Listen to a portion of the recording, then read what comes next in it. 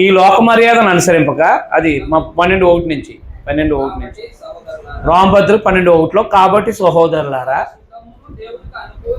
పరిశుద్ధమును దేవునికి అనుకూలమునైన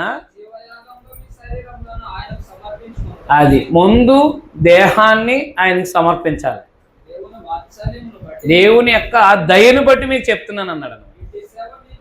ఇటు సేవ మీకు యుక్తమైంది. కాబట్టి ఈ లోక మర్యాదను అనుసరించుకోకుండా ఉత్తమము అనుకూలమును సంపూర్ణమైన దేవుని చిత్తం ఏదో పరీక్షించి తెలుసుకున్నట్లు మీరు రూపాంతరం అది మార్చబడాలి. మీరు మార్చబడాలంటే సజీవ యాగంగా మీ శరీరాన్ని సమర్పించమన్నాడు. బలిగా అర్పించబడాలన్నాడు. బలి ఎక్కడుంటుంది? అర్థమైందా? ఉదాహరణకి బలిగా అర్పించబడింది ఎక్కడుంటుంది? బలిపీఠం దగ్గర బలిగా అర్పించబడింది ఎక్కడుంటుంది? అక్కడే పడి ఉంటుంది. ఎక్కడైతే దేవుని బలిపీఠం దగ్గర అర్పించబడిందో, బలిగా అర్పించబడ్డదో ఆ దేహం అక్కడే పడి ఉంటుంది. అది గొరిపిల్లదైనా ఎవరిదైనా. మరి మన దేహం ఏంటి? కాసేపు లోకానికి వెళ్తుంది, కాసేపేమో దైవ కార్యక్రమాలకు వస్తూ ఉంటుంది. పూర్తిగా చచ్చిపోలేదన్నమాట బాప్తిస్మంలో.